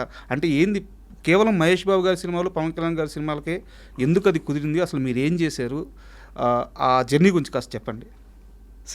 అప్పుడు ఏంటంటే యాజ్ అ మోడల్ నేను యాక్టర్గా టర్న్ అయిన తర్వాత రాజ్ కుమార్ ఫస్ట్ ఫిల్మ్ అనమాట. రాజ్ కుమార్ ఫిల్మ్తో మహేష్ బాబు గారితో ఆ టీంతో I became very close. So friends కూడా షూటింగ్కి వచ్చేవారు, అప్పుడప్పుడు నన్ను కలిసేవారు. So they use to Mahesh Babu garu observe చేసేవాళ్ళు యాక్చువల్లీ ఇదంతా. సో ఒకరోజు ఆస్ట్రేలియాలో షూటింగ్ చేయాలి సాంగ్. అప్పుడు షూటింగ్ అవ్వక సేమ్ సాంగ్ని ఓషన్ పార్క్లో ప్యాచ్ వర్క్ చేశారన్నమాట ప్రీతి జింటా అండ్ మహేష్ బాబు గారు. దే నీడ్ అప్పుడు ఆస్ట్రేలియాలో ఉన్న మోడల్స్ ఇక్కడ కూడా కావాలి. So they want good looking models అన్నమాట. సో ప్రతిరోజు షూటింగ్కి నన్ను కలవడానికి అప్పుడప్పుడు ఫ్రెండ్స్ వచ్చేవారు కాబట్టి మహేష్ బాబు గారు పర్సనల్గా నా దగ్గరికి వచ్చి, మీ ఫ్రెండ్స్ షూటింగ్కి వస్తూ ఉంటారు కదా, వాళ్ళందరూ బాగుంటారు యాక్చువల్లీ, వాళ్ళందరూ ఈ ఫిల్మ్లో చేస్తారేమో అడుగు అంటే, సో నేను అడిగాను. వాళ్ళందరూ ఎగిరి వి వాంట్ డూ ఇట్ అన్నారు. సో అంటే ఒక మహేష్ బాబు గారు నన్ను రికమెండ్ చేసి అంత పర్సనల్గా కేర్ తీసుకుని నాకు ఒక రెస్పాన్సిబిలిటీ ఇచ్చినప్పుడు, ఆ రెస్పాన్సిబిలిటీ నేను స్పాయిల్ చేసుకోకూడదని ఒక ఉద్దేశంతో చాలా కష్టపడే ఉన్నాను అనమాట. ఒక రెప్యుటేషన్ నాకు ఉన్నప్పుడు, అంటే కౌశల్ నమ్మకంతో చేస్తాడు, కౌశల్ ఏ పనైనా 100% జస్టిస్ చేస్తాడన్న నమ్మకం నా మీద పెట్టినప్పుడు, సో నేను అప్పుడు మనం అందరింటికి వెళ్ళలేం కాబట్టి, సెల్ ఫోన్స్ చేసి ఉండేవి కాదు కాబట్టి, ఓన్లీ ల్యాండ్ లైన్స్ కాబట్టి, ఐఎమ్ టాకింగ్ అబౌట్ 98, 99 ఆ టైంలో. అప్పుడు నైట్, ఇప్పుడు next day morning college scene అయ్యి ఉంటుంది. ఆ కాలేజ్ సీన్లో నాకు డైరెక్షన్ డిపార్ట్మెంట్ నుంచి ఒక 50 మోడల్స్, కౌశల్ ఒక 50 మోడల్స్ కావాలి అంటే, as a casting director that's my responsibility. అప్పుడు ఏం చేయాలంటే ఇంకా ఒక ఎస్టీడీ బూత్లో కూర్చుని నైట్ అంతా మార్నింగ్ 2-3 వరకు ఫోన్స్ చేస్తే కానీ 50 మంది అయ్యేవారు కాదు యాక్చువల్గా. సో 50 మంది ఎప్పుడైతే మోడల్స్ సెట్ అయ్యారని తెలిసిందో, అప్పుడు నా అసిస్టెంట్స్కి చెప్పి వాళ్ళ ఇంటికి వెళ్ళి వాళ్ళని పిక్ చేసుకుని లొకేషన్కి వెళ్ళి డ్రాప్ చేసేంత వరకు నాకు మనశ్శాంతి ఉండేది కాదనమాట, నా పని అయింది అని చెప్పి. అలాగే ప్రతిరోజు ఉండేది యాక్చువల్గా. సో యువరాజుకి అయితే మొత్తం షూటింగ్ అంతా Ramoji film city, okay, Hyderabad నుంచి రోజుకి 50-60 మంది మోడల్స్ మార్నింగ్ 6 o'clockకి బస్సులో కూర్చుంటే ఆ బస్సు అక్కడికి 8 o'clock రీచ్ అయ్యేదన్నమాట. సో అలాగా ఆల్మోస్ట్ లైక్ 1-2 months కష్టపడేవాళ్ళు అనమాట. అప్పుడు ఫస్ట్ మోడలింగ్ ఏజెన్సీ హైదరాబాద్లో ఉండేదన్నమాట. అప్పుడు ఆల్మోస్ట్ లైక్ ఈచ్ మోడల్కి మా ఏజెన్సీ నుంచి ఒక 30,000-40,000 మినిమం పర్ మంత్ శాలరీ ఇచ్చేవాళ్ళం ఆ టైంలోనే. అంటే అప్పుడు చూడండి ఎంత వర్క్ ఇప్పించేవాను నేను. సో పవన్ కళ్యాణ్ గారు కూడా బద్రీ సినిమాకి పూరి గారు పవన్ గారికి పరిచయం చేస్తే, పవన్ గారు బద్రీ సినిమాలో యాడ్ ఏజెన్సీలో ఉండే మోడల్స్ అందరినీ కూడా పవన్ కళ్యాణ్ గారు స్వయంగా సెలెక్ట్ చేసుకున్నారు ప్రొఫైల్స్ చూసి. సో ఆబ్వియస్లీ వాళ్ళంతా రెస్పాన్సిబిలిటీ తీసుకుని నాకు ఒక రెస్పాన్సిబిలిటీ అప్ చెప్పినప్పుడు, ఆబ్వియస్లీ కష్టం పడితే కానీ ఆ రెస్పాన్సిబిలిటీకి మనం జస్టిస్ చేయలేం. సో అందుకనే వర్షం వచ్చినా అండ్ నైట్ ఏమొచ్చినా, నైట్ ఇంట్లో ఫోన్లు ఉండేవి కాదు కాబట్టి ఎస్టీడీ బూత్కి వెళ్ళి వాడి తాళం నేనే తీసుకుని ఫోన్స్ చేస్తే ఒక పెద్ద రోల్ వచ్చేది బిల్లు. ఆ బిల్లు నెక్స్ట్ డే నెలకి పే చేసామని నేనే తాళం వేసుకుని ఇంటికి వెళ్ళేవాను అనమాట. అలా ఉండేది అనమాట. అండ్ మీరు ఇలా మోడలింగ్లో బిజీ అయిన సమయంలో చాలామంది ఇలా పిక్ చేసుకునేవాళ్ళు, కొంతమంది షూట్స్కి పంపించేవాళ్ళు, ఇంకొంతమందికి ఎక్కడ అవకాశాలు ఉంటే అక్కడ పంపించేవాళ్ళు, మీరు కూడా కలిసి ట్రావెల్ అయ్యేవాళ్ళు. అలా మీరు కలిసి ట్రావెల్ అయ్యే సమయంలో ఒక హీరో మీకు పరిచయం అయ్యారు, ఉదయ్ కిరణ్ గారు. సో అంటే ఉదయ్ కిరణ్ గారు అసలు జీరోగా ఉన్నప్పుడు మీకు తెలుసు అంటే యాజ్ మోడల్గా నేను నా యాడ్ ఏజెన్సీ నుంచి ఉదయ్ కిరణ్ ఫిల్మ్స్కి హీరోగా రాకముందు నాతో ఒక 2 యాడ్ ఫిల్మ్స్ చేశారనమాట. ఓకే. సో అప్పటి నుంచి నాకు పరిచయం. సో అంటే ఉదయ్ కిరణ్ హీరో కాకముందు మీకు తెలుసు ఆయన లైఫ్ ఏమీ పూల పంపు కాదు, ఆయన కూడా చాలా కష్టాలు పడి వచ్చారు.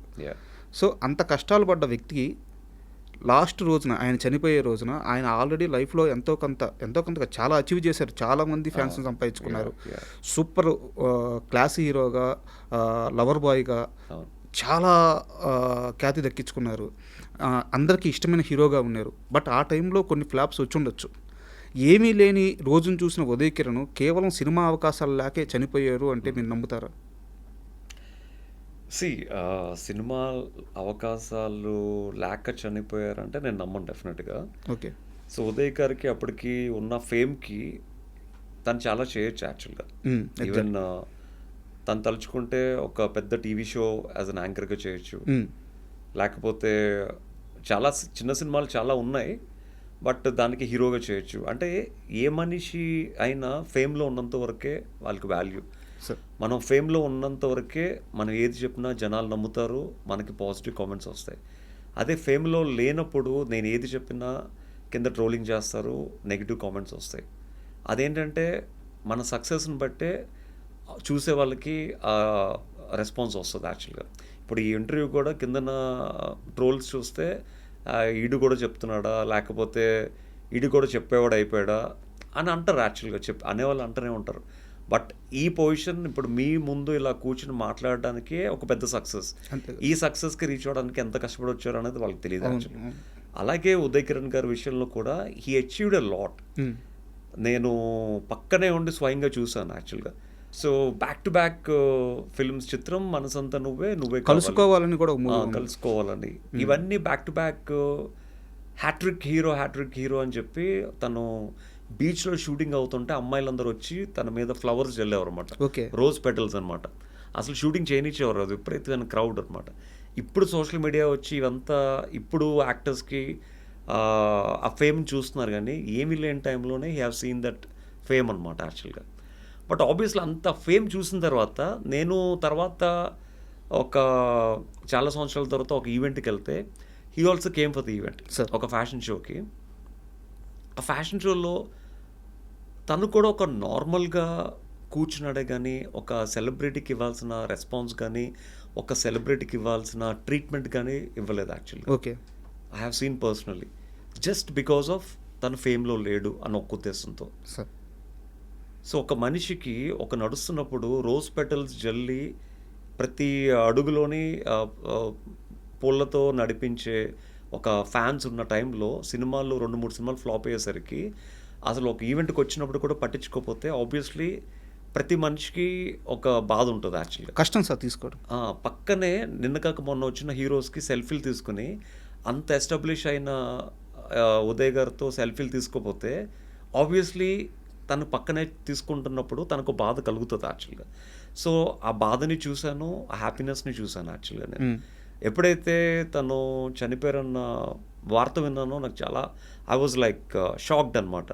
వెంటనే నేను నిమ్స్ హాస్పిటల్కి వెళ్తే ఎవరిని అలౌ చేయట్లేదు అసలు. ఉదయ్ కిరణ్ని చూడడానికి ఎలాంటి స్టార్స్ రాలేదు.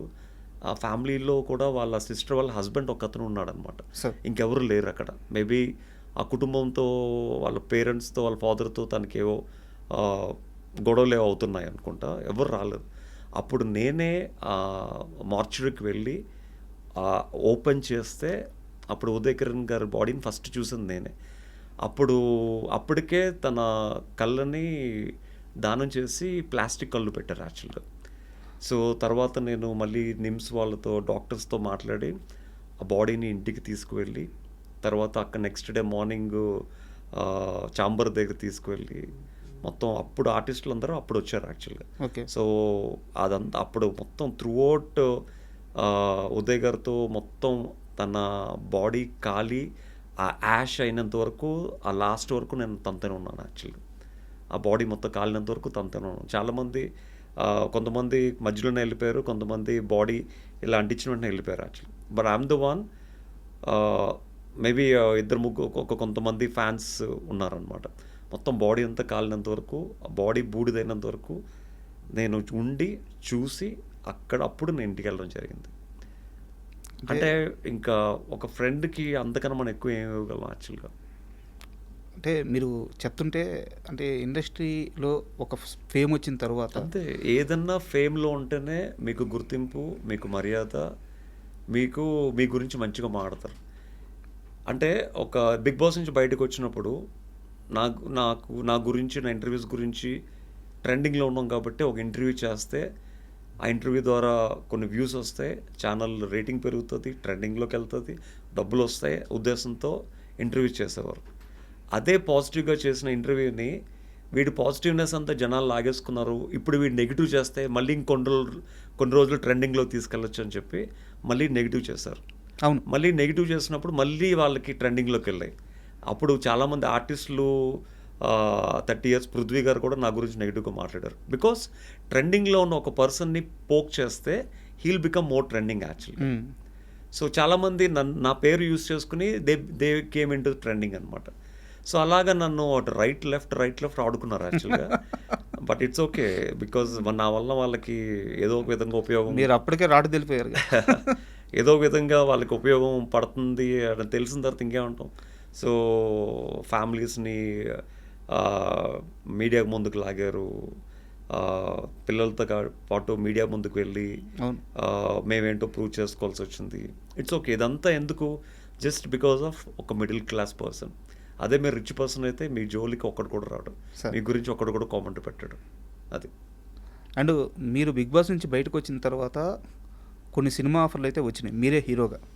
బట్ ఒక హీరో వాళ్ళందరితో కలిసి కూర్చొని మాట్లాడి వాళ్ళ మైండ్ సెట్ మార్చేసి మీకు సినిమా ఛాన్సులు రాకుండా కొన్నిటిని అడ్డుకున్నాడు అని చెప్పి ఒక టాక్ అయితే ఉంది.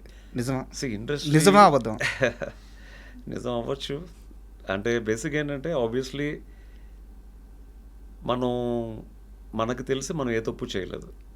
సో మనం ఉన్నది ప్రూవ్ చేసుకోవడానికి, జీవితంలో ఎప్పటికైనా ఏదో ఒకటి సక్సెస్ అవ్వడానికి, ఉన్న సక్సెస్ని లైఫ్ అంతా నిలబెట్టుకోవడానికి ఇండస్ట్రీకి వచ్చాం. ఇప్పుడు మన వెనకాల ఎవరు ఏం చేస్తున్నారు అన్నది మనకు తెలియనప్పుడు మనం వాళ్ళ గురించి మాట్లాడకూడదు యాక్చువల్గా. సో మేబీ చేసి ఉండొచ్చు. మీ దాకా వచ్చిందా? నా దాకా వచ్చిందంటే వచ్చిందని చెప్పాలి. But I don't to take anyone's name అనమాట. Okay, but it's okay. ఇప్పుడు మనకి రాత ఉన్నప్పుడు ఎవరైనా అడ్డుకున్నా మన రాతను ఎవరు మార్చలేరు. సో ఇక్కడ అంటే ఈ క్వశ్చన్ ఎందుకు అడిగానంటే నాకు తెలియంది ఒకటి మిమ్మల్ని అడుగుతున్నాను సార్. మోడలింగ్ అంటే అక్కడ బిహేవియర్ కానీ థాట్ ప్రాసెస్ కానీ ఇవి కూడా నేర్పిస్తారా? యా, అంటే ఒక సిచ్యువేషన్ మనం ఎలా హ్యాండిల్ చేయాలి? ఆబ్వియస్లీ బాడీ లాంగ్వేజ్ ఉంటుంది, సెల్ఫ్ కాన్ఫిడెన్స్ ఎలా బిల్డ్ చేసుకోవాలన్నీ ఉంటాయి అన్నమాట. సో అవే మిమ్మల్ని రాటు తెలిసింది. ఎందుకంటే ఇప్పుడు మీరు ఉదయ్ కిరణ్ గారి విషయంలో ఏవైతే చెప్పారో అవన్నీ కూడా మీరు లైఫ్లో మీరు కూడా చూశారు. యా యా, ఆ క్రేజ్ చూశారు, డౌన్ఫాల్ చూశారు, బట్ మళ్ళీ రైజ్ అవుతున్నారు.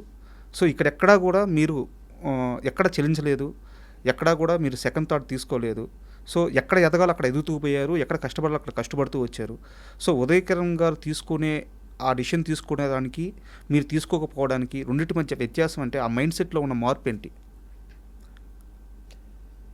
ఇప్పుడు యాజ్ ఎ పర్సన్ మీరు చెప్తే నమ్మరు, కానీ ఫేమ్ ఉన్నప్పుడు యూజువల్గా కొంతమంది చాలా పనులు వదిలేసుకుంటారు యాక్చువల్గా. సార్ మా వైఫ్ ఎప్పుడు నాతో ఫైట్ చేస్తూ ఉంటుంది, ఆ కాస్టింగ్ జోలికి వెళ్ళొద్దు, కాస్టింగ్ నాపేయండి, ఆ కాస్టింగ్ అనే దాన్ని నేను తట్టుకోలేను, okay stop that. As a యాక్టర్గా మీరు ఆల్రెడీ చాలా అచీవ్ చేశారు, యాజ్ అ మోడల్గా అచీవ్ చేశారు, యాజ్ అ సక్సెస్ఫుల్ పర్సన్గా చాలా అచీవ్ చేశారు. అంటే నాకేంటంటే ఒక జాబ్ ఎవరన్నా ఒక యాడ్ ఫిల్మ్ ఉంది ఎవరు ఉంటే చెప్పండి అన్నప్పుడు నేను ఎవరు కష్టపడుతున్న వాళ్ళకి ఏదో విధంగా హెల్ప్ చేయాలి. దానివల్ల మనకు డబ్బులు రాకపోయినా పర్లేదు, at least they make some money, at least they make some fame, at least మనల్ని నమ్ముకోకపోయినా వాళ్ళు ఎంతో కొంత కష్టపడి ఈ పొజిషన్కి వచ్చారు. సో మనకు వచ్చిన ఆపర్చునిటీని మిస్ చేయకుండా వాళ్ళకి హెల్ప్ చేస్తే అట్లీస్ట్ వాళ్ళు హ్యాపీగా ఫీల్ అవుతారు అని ఒక నమ్మకంతోనే చాలాసార్లు చాలామందికి హెల్ప్ చేయడం జరిగింది. ఇప్పుడున్న చాలామంది పెద్ద పెద్ద హీరోస్ కూడా నేను తెలియకుండానే ఇప్పుడు ఎవరన్నా యాడ్ ఫిల్మ్కి లేకపోతే ఎవరన్నా షోకి హోస్ట్గా అడిగితే నేను ఒక పేరుని సజెస్ట్ చేసిన షోలు వాళ్ళు ఆ షోతోనే చాలా టాప్ లెవెల్కి, అంటే చాలామంది టాప్ లెవెల్కి వెళ్ళిన వ్యక్తులు కూడా చాలామంది ఉన్నారు. ఇన్ఫ్యాక్ట్ జబర్దస్త్కి ఒకప్పుడు అనసూయ గారు యాంకరింగ్ చేశారు. ఎప్పుడైతే జబర్దస్త్కి అనసూయ గారు యాంకరింగ్ మానేశారో ఆ షోకి ఏడుకొండలని ఒక మేనేజర్ ఉండేవాడు. హీ కాల్డ్ మీ, ఎవరన్నా యాంకర్ ఉంటే సజెస్ట్ చేయండి అని. ఐ సజెస్టెడ్ వైజాగ్ నుంచి వచ్చిన నా ఫ్రెండ్ రష్మిన్ అనమాట. సో ఆ తర్వాత నెంబర్ ఇస్తే తను ఆవిడికి ఫోన్ చేయడం జరిగింది. సో తను ఆడిషన్ చేశారు, తను సెలెక్ట్ అయింది, she became a Jabardasth anchor. కనీసం నేను తనకి నెంబర్ ఇచ్చిన విషయం కూడా తనకి తెలియదు యాక్చువల్గా. నేను ఎప్పుడు చెప్పుకోలేదు. అవునా? నేను ఎప్పుడు చెప్పుకోలేదు. మేబీ తనేమనుకుంటుంది, నాకు మేనేజర్ ఫోన్ చేశాడు, నాకు ఆడిషన్ పిలిచాడు, ఆడిషన్లో ప్రూవ్ చేసుకున్నాను, నాకు జబర్దస్త్ షో వచ్చింది. కానీ ఆ నెంబర్ ఇచ్చిన ఏ వ్యక్తి ఎవరని తనకి అడగాల్సిన అవసరం లేదు, తిరిగి కూడా చెప్పాల్సిన అవసరం లేదు. ఎందుకంటే he wants to take that credit, నేనే మీకు ఫోన్ చేశానని. So he want reveal my name. So obviously మనకు అవసరం కూడా లేదు, నేనే వెళ్ళి చెప్పాను అని. అలాగే చాలా మందికి చాలా రకాలుగా నేను హెల్ప్ చేశాను నా పేరు చెప్పుకోకుండానే. సో ఇక్కడ దొరికారు మీరు, అంటే అంటే చెప్పాల్సి వచ్చింది కాబట్టి ఐ టోల్డ్ యూ. అడుగుతున్నాను అంటే ఎందుకు కౌశల్కి ఛాన్సులు రావట్లేదు, అంటే కోరుకున్న ఛాన్సులు ఇండస్ట్రీ అంటే ఇక్కడ దొరికారు మీరు. చేసే మంచి చేసినప్పుడు చెప్పుకోవడానికి ఏం సార్, ఇండస్ట్రీలో చేయను మంచిని కూడా చేసామని చెప్పుకునే మనుషులు అంటే ఉన్నప్పుడు ఇప్పుడు నేను చేశానంటే మీరు చేశారా అన్న క్వశ్చన్ మార్క్ నాకు వద్దు యాక్చువల్గా. నేను చేసినా చేయకపోయినా మీకు నా వల్ల మంచి జరిగింది, మీ లైఫ్ సెటిల్ అయింది, దట్స్ ఇనఫ్ ఫర్ మీ. నేను చేశానా చేయలేదు అన్నది దేవుడు తెలుసు, నాకు తెలుసు, ఇంకా మీకు తెలియాల్సిన అవసరం లేదు. అంటే అంటే అంటే మీరు whether it's true or false I don't know. My hand is very very lucky for others. అవును. My hand is not lucky for me. Okay. నా దగ్గర ఫస్ట్ యాడ్ ఫిల్మ్ చేసిన వాళ్ళు కానీ ఫస్ట్ ర్యాంప్ షో చేసిన వాళ్ళు కానీ టాప్ స్టేజ్లో ఉంటారు యాక్చువల్లీ. ఇప్పుడు తమన్నా గారు ఫస్ట్ యాడ్ ఫిల్మ్ డైరెక్ట్ చేసింది, second third ad film direct చేసింది. అవును, మీరు హ్యాపీ డేస్ తర్వాత అనుకుంటాను. హ్యాపీ డేస్ తర్వాత భీమా సిమెంట్. అవును. సో అంటే మేబీ ఐ థింక్ ఆ క్రెడిట్ నేనే అని చెప్పక్కర్లేదు. I'm saying my hand is lucky for others, that is for sure actually. And మీ మీద ఉన్న నాకు ఒక కంప్లైంట్ ఏంటంటే 220 పైగా మీరు యాడ్ షూట్స్ తీశారు. అండ్ ఒకానొక టైంలో మీకోసం మీరు ప్రొడ్యూస్ చేసుకునే కెపాసిటీ కూడా మీకు వచ్చిందని నేను అనుకుంటున్నాను, ఒక చిన్న సినిమా అయినా సరే. వచ్చింది 100%. సో ఎందుకు అక్కడ మీరు సీరియస్గా ట్రై చేయలేదు? ఒకరిని నమ్ముకునే బదులు నా దగ్గర ఆల్రెడీ స్కిల్ ఉంది, దేవుడిచ్చిన మంచి ఒక రూపం ఉంది, ఒక ఫేమ్ వచ్చింది, ఒక ప్రొడ్యూస్ చేసుకోగల కెపాసిటీ ఇప్పుడు వచ్చింది, సో నేనే ఎందుకు ట్రై చేయకూడదు అని చెప్పేసి మిమ్మల్ని వేరే లెవెల్లో ఎస్టాబ్లిష్ చేసుకోవడానికి మీరు ఎందుకు ప్రయత్నం చేయలేదు? ఎంతో కష్టపడితే మనకి డబ్బు వస్తుంది యాక్చువల్లీ. సార్ ఆ డబ్బుని మనం సినిమా మీద పెట్టి మళ్ళీ జీరోకి వెళ్ళిపోయి మళ్ళీ కష్టపడే రిస్క్ నేను తీసుకోలేదు. ఓకే. ఎందుకంటే సీజన్ 1 విన్నర్ శివబాలాజీ గారు తనకు వచ్చిన డబ్బు మొత్తం తన సినిమా మీద పెట్టి జీరో అయిపోయింది యాక్చువల్గా. తను ఒక సినిమా తీశారు గీతే కనకాల గారితో, ఇద్దరు ఫ్రెండ్స్గా యాక్చువల్గా. ఓకే. సో ఆ ఫిలిం పెద్దగా ఆడలేదు యాక్చువల్గా. సో మళ్ళీ నేను అదే రిస్క్ తీసుకుని మళ్ళీ నేను కూడా సినిమా తీసి మళ్ళీ నా ఫ్యామిలీ కోసం కష్టపడి సంపాదించుకున్న డబ్బుని మళ్ళీ నేను I don't to spoil it. As you know that నాకు బిగ్ బాస్ ఇచ్చిన క్యాష్ ప్రైజ్ ఏదైతే ఉందో, the winning amount as I said I want to donate for patients, that's I donated actually. Maybe నాకు వచ్చిన ఆ రెమ్యునరేషన్ ఏదైతే ఉందో ఆ రెమ్యునరేషను ప్లస్ బిగ్ బాస్ నుంచి బయటకు వచ్చిన తర్వాత నేను అందరు విన్నర్స్ కన్నా I'm the only winner who did lot of shop openings. I got a good అంటే ఒక షాప్ ఓపెనింగ్స్ బాగా డబ్బులు వచ్చేవి అనమాట ఆ టైంలో ఉన్న క్రేజ్కి. సో కేఎల్ఎంవే చాలా ఓపెన్ చేస్తాను, ఒక 6 to 7. సో ఒక 7 to 8 యాడ్ ఫిల్మ్స్కి యాజ్ అ బ్రాండ్ అంబాసిడర్గా చేశాను. సో ఆ డబ్బులన్నీ తీసుకుని వెళ్ళి ఫ్యామిలీ నన్ను నమ్ముకున్న వచ్చిన నా వైఫ్కు, నాకు పుట్టిన నా పిల్లలకి obviously they need that money actually. So obviously cinema తీసి ఆ డబ్బులు పోగొట్టుకుని మళ్ళీ నేను ఫస్ట్ నుంచి మళ్ళీ కష్టపడే టైము లేదు, ఆ సాహసం కూడా మళ్ళీ చేయలేం.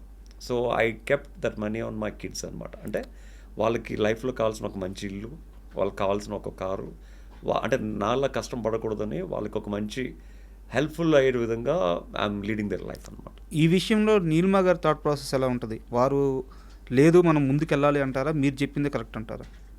ముందుకు వెళ్ళాలి అంటే ఐ మీన్ అంటే మనం ఇన్వెస్ట్ చేద్దాం, నీ మీద నువ్వు ఇన్వెస్ట్ చేసుకో, సో ప్రాబ్లం అన్ని తర్వాత సంగతి. దానికి అసలు సినిమా ఇండస్ట్రీ మీద నమ్మకం లేదు, 100% అసలు జీరో అనమాట. ఓకే. అంటే మీరు ఎంత ఇన్వెస్ట్ చేసుకున్నా మీ మీద అది బూడిదలో పోసిన పన్నీర్ లాగే. Okay. But you want even get 1 rupee also. She knows that actually. ఎందుకంటే ఒక సినిమాని రిలీజ్ చేయాలంటే దానికి ఎంత డబ్బులు పెట్టినా సరిపోతుంది యాక్చువల్గా. సో మనం ఎన్ని కోట్లు పెట్టినా ఒక సినిమాని రిలీజ్ చేస్తున్న సినిమాని ప్రమోట్ చేసుకోవడానికి, ఆ ప్రమోట్ చేయడానికి 10 మంది హీరోల్ని పిలవడానికి, so we are not capable for that. So obviously better దేవుడు ఒక విధంగా డబ్బులు ఇచ్చాడు, ప్రజలు ఒక విధంగా విజయాన్ని ఇచ్చారు, ఆ విజయాన్ని కాపాడుకుంటూ just settle your life and again back to old life అనమాట. అంటే నేను యూజువల్గా ఒక యాడ్ ఫిల్మ్ చేస్తే ఫేమ్ వచ్చిన తర్వాత, ఫేమ్ రాకముందు ధైర్యంగా చేసేవాడిని. ఫేమ్ వచ్చిన తర్వాత మాస్కులు పెట్టుకుని క్యాప్ పెట్టుకుని చేయాల్సి వస్తుంది. But behind the mask and behind the cap there is a lot of hard work actually. So నేను ఏంటంటే యాజ్ అన్ సెలబ్రిటీకి వెళ్ళినప్పుడు I go like this. But ఒక యాడ్ ఫిల్మ్ డైరెక్టర్గా, లేకపోతే ఒక ఈవెంట్ మేనేజర్గా, లేకపోతే ఒక ఫ్యాషన్ కొరియోగ్రాఫర్గా వెళ్ళినప్పుడు I don't even show my face. I only show my hard work అంతే. సార్ ఇప్పుడు మోడలింగ్లో తెలుగులో మీరు ఎంత అచీవ్ చేశారో ఈ 2 తెలుగు రాష్ట్రాల్లో, ఈవెన్ ముంబై కానీ యూఎస్ కానీ ప్రతి దగ్గర కూడా మోడలింగ్ రంగంలో మీ వర్క్ నడుస్తూనే ఉంటుంది. సో మీరు ఎంత అచీవ్ చేశారో అందరికీ తెలుసు. సో ఒక జనరేషన్ ఇప్పుడుండే జనరేషన్లో పిల్లలు మోడలింగ్లోకి రావాలంటే సో మీరు ఏం సలహాలు ఇస్తారు? సో మోడలింగ్ ఆ రంగంలో దాంట్లో ఉండే డెవలప్మెంట్ ఎలా ఉంటుంది, వాళ్ళ కెరీర్ ఎలా ఉంటుంది? సో ఏ సలహా ఇస్తారు మీరు? See at the age of 15 years నుంచి మోడలింగ్ చేస్తున్నాను కాబట్టి it's been long way journey for my. Okay. So నేను చాలామందికి చెప్పేది ఏంటంటే, మోడలింగ్ నమ్ముకొని మీ చదువుని, మీ ఉద్యోగాల్ని వదులుకోవద్దు. మోడలింగ్ అనేది జస్ట్ ఎ హాబీ. మీ పర్సనాలిటీని డెవలప్ చేసుకోవడానికి, మీ స్కిల్ని బిల్డ్ చేసుకోవడానికి, మీ కాన్ఫిడెన్స్ని బిల్డ్ చేసుకోవడానికి, మీ బాడీ లాంగ్వేజ్ని మార్చుకోవడానికి, మీకు ఒక పర్ఫెక్ట్ పోస్చర్ని డెవలప్ చేసుకోవడానికి, రిథమ్ని మార్చుకోవడానికి, గెస్చర్స్ నేర్చుకోవడానికి, ఒక స్టైల్ని క్రియేట్ చేసుకోవడానికి use this modelling as a platform, but not for your life. And especially Hyderabad is not a modeling place. If you really want to become a model, if you don't have any other option other than modeling, go to Mumbai. Okay. And do hard work. అక్కడ at least every day you can go to 10 to 20 auditions. At least ఒక్కదానికన్నా click అవుతారు. హైదరాబాద్ ఆడిషన్స్కే నెలకి 1-2 అవుతాయి. So హైదరాబాద్ని నమ్ముకుని మోడలింగ్లో దిగద్దు. మిమ్మల్ని మార్చుకోవడానికి, మేక్ ఓవర్ అవ్వడానికి దిగండి. I'm there for 100% for them, but not to change their careers. Okay. To change their personality, come to me. Not to change their careers, don't come to me. మిమ్మల్ని నేను approach అయినప్పుడు big boss గురించి నేను చాలా తక్కువ మాట్లాడతాను అని చెప్పాను. సో నాకు తెలిసి నేను చాలా తక్కువే మాట్లాడాను. బట్ ఒక 2 క్వశ్చన్స్ ఉన్నాయి సార్. ఇప్పుడు బిగ్ బాస్ 9 స్టార్ట్ అవ్వబోతుంది. ఓకే. సామాన్యుడికి ఛాన్స్ అని చెప్పి ఒక ప్రకటన రిలీజ్ చేశారనమాట. సో కూడా పార్టిసిపేట్ చేస్తారా? నాకు ఇంట్రెస్ట్ లేదు సార్. ఇప్పుడు లేదు. ఓకే. పైగా చేసే అంత స్థాయి కూడా నాది కాదు ఇప్పుడు. ఓకే. సో అది ఫ్యూచరు. అండ్ నిజంగా ఒక సామాన్యుడికి ఛాన్సు అంటే అక్కడంతా చాలా జెన్యున్గానే జరుగుద్ది. జెన్యున్గా జరుగుతుంది అనడానికి ఎగ్జాంపుల్ నా సీజన్లో గణేష్ రావడం. ఓకే. అతను ఒక కామన్ మ్యాన్గా లోపలికి వచ్చాడు. సో వచ్చిన తర్వాత తను చెప్తా ఉండేవాడు అనమాట. సో అందరిలాగే నేను కూడా వీడియో రికార్డ్ చేసి పంపించాను. జస్ట్ నేను యాజ్ అన్ యాంకర్గా నేను లోడా లోడా లోడా లోడా వాగుతాను కాబట్టి ఫాస్ట్గా మాట్లాడడం నా స్కిల్. అదే మాటలు ఫాస్ట్గా మాట్లాడుతూ నేను పంపించాను. దానికి ఇంప్రెస్ అయ్యి ఒక 3 రౌండ్లు అయ్యాయి. ఓకే. సో తర్వాత 30 మందిలోంచి 10లోంచి ముగ్గురులోంచి ఒకరిని సెలెక్ట్ అవ్వడం జరిగింది. సో బికాజ్ ఆఫ్ తన టాలెంట్ అది. సో అలాగే బయట కూడా అంటే మీ టాలెంట్ బిగ్ బాస్కి ఉపయోగపడుతుంది, బిగ్ బాస్ షోకి హెల్ప్ అవుతుంది అంటే డెఫినెట్గా దిల్ టేక్ యూ. అంటే ఈ క్వశ్చన్ ఎందుకు అడిగానంటే సార్, కొన్ని లక్షల మందికి ఖచ్చితంగా బిగ్ బాస్ అంటే ఇష్టం ఉంటుంది. దాంట్లో పార్టిసిపేట్ చేసే ఛాన్స్ వస్తే ఎవరు వదులుకోరు అనమాట. సో అందరికీ ఇప్పుడు ఈ ప్రకటన వచ్చినప్పటి నుంచి అందరికీ కొంత డౌట్ ఉంది. నిజమేనా, మేము వీడియో చేస్తే సెలెక్ట్ చేస్తారా, మేము చెయ్యాలా వద్దా? వీడియో చేస్తే సెలెక్ట్ చేయరు. ఆ వీడియోలో సెలెక్ట్ చేయాల్సిన క్వాలిటీస్ ఉంటే సెలెక్ట్ చేస్తారు. ఓకే. సో అంతా జెన్యూన్ అని చెప్తారు. యా అంటే సీజన్ 2లో జెన్యూన్గానే అనిపించింది. మరి తర్వాత సీజన్స్ నాకు తెలియదు కానీ సో సీజన్ 2లో అయితే జెన్యూన్గానే ఇంటర్వ్యూస్ అయ్యాయి, జెన్యూన్గానే మనోడు లోపలికి వచ్చాడు. బట్ ఆబ్వియస్లీ టాలెంట్ని ఎవరు ఆపలేరు, టాలెంట్ని ఎవరు కిల్ చేయలేరు. కాబట్టి మీకు టాలెంట్ ఉంటే ఆ టాలెంటే మిమ్మల్ని కాపాడుతుంది, మీకు ఆపర్చునిటీ కూడా ఆ టాలెంట్ ఇప్పిస్తుంది. సార్ బిగ్ బాస్కు సంబంధించి లాస్ట్ క్వశ్చన్ సార్, సీజన్ 2లో మీతో పాటు పార్టిసిపేట్ చేసిన చాలా మందితో మీకు అక్కడ కొన్ని గొడవలు అయినాయి. సో బయటకు వచ్చిన తర్వాత కూడా కొందరితో అవి అలాగే కంటిన్యూ అయినాయి. సో నేను వాటి మూలాల గురించి, వాటి పూర్తి వివరాల గురించి నేను ఏం ప్రస్తావించను. ఇప్పుడు ఈరోజు నా ముందున్న కౌశల్ మనసులో వీళ్ళందరితో నేను గొడవపడ్డాను, వీళ్ళల్లో ఒక్క వ్యక్తిని నేను ఇంకొంచెం మంచిగా ఉంటే బాగుండేది, అతనితో ఇప్పుడు మాట్లాడాలనిపిస్తుంది, ఆమెతో ఇప్పుడు మాట్లాడాలనిపిస్తుంది, ఆ గొడవలన్నీ మర్చిపోయి ఆ ఒక్క వ్యక్తిని అయితే మిస్ అవుతున్నాను అని వాళ్ళందరిలో ఒక వ్యక్తి పేరు చెప్పమంటే ఎవరైనా ఉన్నారా లేరా? ఉన్నారు. ఎవరు సార్? నాని గారు. అవును, నాని గారికి మీకు మీ fans actually I want to tell one thing seriously అండి. Nani garu is a very very genuine, very lovable person. Sir నాకు ప్రతి శనివారం నాని గారు మా ముందుకు వచ్చినప్పుడు నేను ఎప్పుడు నాని గారిలో ఉదయ్ గారిని చూసేవాడిని. ఓకే. ఇన్ఫ్యాక్ట్ నేను డైరెక్ట్గా చెప్పాను కూడా, మీరు మా ఫ్రెండ్ ఉదయ్ కిరణ్లా ఉంటారంటే, so you look same exactly. So can I make friend, can I be a friend with you అని. అది టెలికాస్ట్ అవ్వలేదు, బట్ నేను జెన్యున్గా అడిగాను. ఓకే. అరే కౌశల్ మళ్ళీ భలే ఆడవే, లెట్స్ బీ అ ఫ్రెండ్స్ అన్నారు అతను. ఓకే. బట్ యాజ్ దిస్ ఇంటర్వ్యూలో నాని గారు చూస్తారో లేదో తెలియదు కానీ, జస్ట్ బికాస్ ఆఫ్ ఆ ట్రోలింగ్ ఏదైతే అంటే ఎవరైతే నన్ను అభిమానించేవారో, నాని గారు తనిష్ని, తేజస్విని సపోర్ట్ చేస్తున్నారని ఒక ఉద్దేశంతో నాని గారిని చాలామంది ట్రోల్ చేశారు, విచ్ ఈస్ వెరీ రాంగ్, చాలా తప్పు. యాక్చువల్గా తను హోస్ట్గా తన బాధ్యతను తను నిర్వర్తించారు యాక్చువల్గా. బట్ నిజంగా చెప్పాలంటే తను ఒక సైడ్ తీసుకుని ఎవరి గురించి మాట్లాడారు అనుకుని చాలామంది ట్రోల్ చేశారు. బయటకు వచ్చిన తర్వాత నాని గారు తలుచుకుంటే as a producer he can give me lot of films.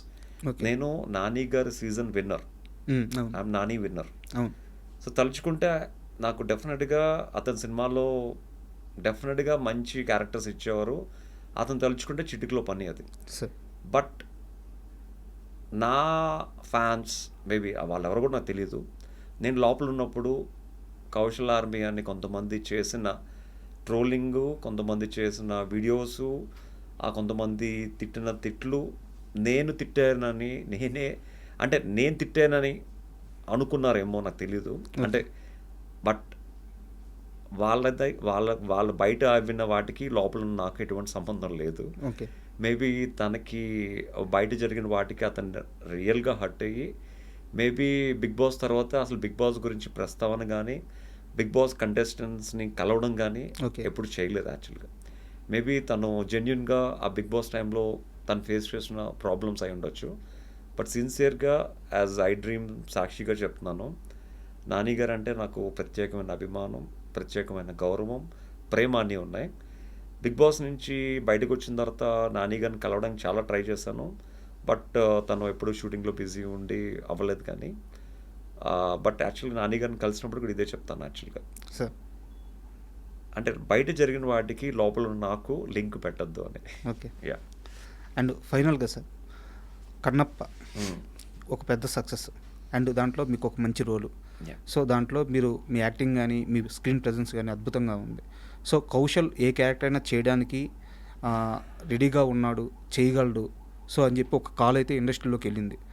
So me future ఎలా ప్లాన్ చేసుకుంటున్నారు సార్? నాకు మోడలింగ్ గురించి చెప్పొద్దు, అంటే మోడలింగ్లో మీరు కొత్తగా సాధించి ఇంకా పెద్దగా వెళ్ళేది అన్నీ ఆల్రెడీ అచీవ్ చేసేసారు మోడలింగ్లో.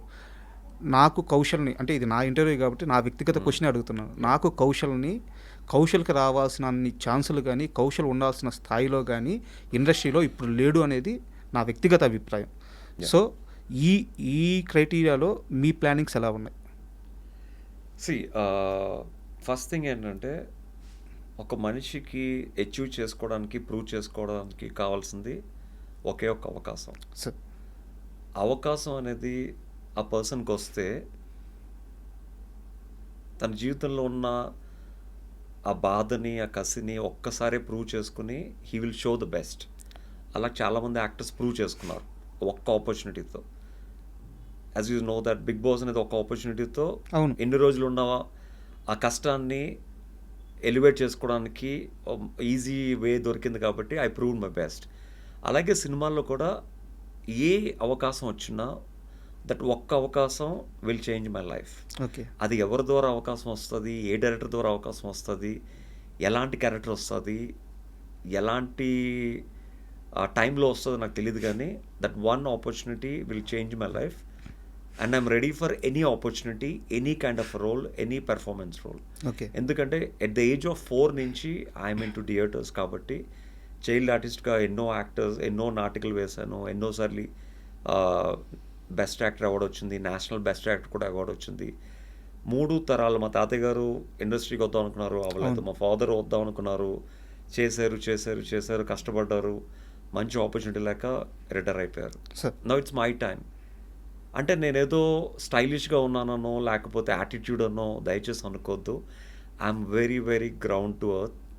నేను చాలా పేషెన్స్తో ఉంటాను, చాలా లో లెవెల్ నుంచి వచ్చాను. ఎలాంటి క్యారెక్టర్ అయినా నేను న్యాయం 100% చేస్తాను. నా లుక్స్ని, నా ఫేస్ని, నా పర్సనాలిటీతో జడ్జ్ చేయొద్దు. మీ క్యారెక్టర్ని మాత్రం దృష్టిలో పెట్టుకుని ఆ క్యారెక్టర్ ఇవ్వండి.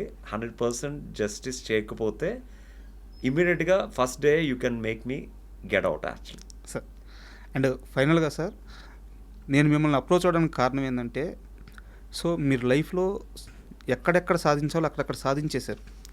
ఫ్యామిలీ కోసం ఏం చేయాలో చేసేసారు. అది మా ఆవిడ నడుపు తెలుసు. అంటే మాకు తెలుస్తుంది కదా సార్. సో మీకు ఎవరెవరిని కంఫర్ట్ పొజిషన్లో పెట్టాలో పెట్టేశారు. మీ డ్రీమ్ కోసం ప్రయత్నం చేస్తున్నారు. సో మీ మైండ్ సెట్ చాలా కరెక్ట్గా ఉంది. సో ఇంత కరెక్ట్ మైండ్ సెట్ ఉన్న మనిషి ఇండస్ట్రీలో వచ్చే వాళ్ళకి, ఇక్కడ ఇండస్ట్రీలో ఉండడానికి ఎలాంటి ఆలోచన విధానం ఉండాలో తెలియజేస్తాడు కాబట్టి మిమ్మల్ని నేను పిలిచాను. అండ్ నెక్స్ట్ రాబోయే కాలంలో మీరు కోరుకుంటున్న ఆ అవకాశాలు మీకు కంపల్సరీగా వస్తాయి. సో మీరు అచీవ్ చేస్తారు. ఆ తర్వాత రోజున ఎప్పుడైతే మీరు ఆ స్థాయికి వచ్చి సక్సెస్ఫుల్గా హ్యాపీగా ఉంటారో ఆ రోజున మన ఇద్దరం మళ్ళీ ఇలాగే కూర్చొని ఓ మంచి ఇంటర్వ్యూ చేద్దాం. And thank you sir. Thank you for this wonderful interview. Thank you so much.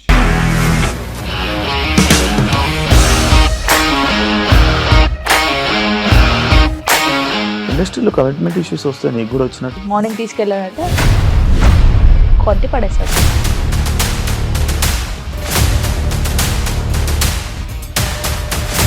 ఒక్కళ్ళు కూడా చూడలేదు ఈ సినిమా అని చెప్పడానికి కూడా చాలా ధైర్యం కావాలి. అది నిజం కదా, దాంట్లో ధైర్యం ఏంటి? ఇది నెక్స్ట్ డే ప్లేట్ మార్చేస్తే తప్పు కదా. As of now we are comfortable this అని నేను అనుకుంటున్నాను. రష్మిక గారిది మీది ఒకే ఊరు అంట కదా?